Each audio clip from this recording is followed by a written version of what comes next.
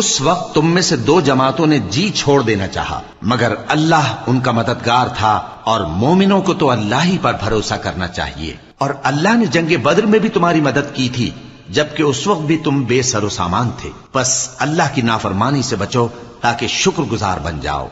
जब तुम मोमिनों से ये कहकर उनके दिल बढ़ा रहे थे कि क्या तुमको ये काफी नहीं कि तुम्हारा परवरदिगार 3000 फरिश्ते नाजिल करके तुम्हें मदद दे?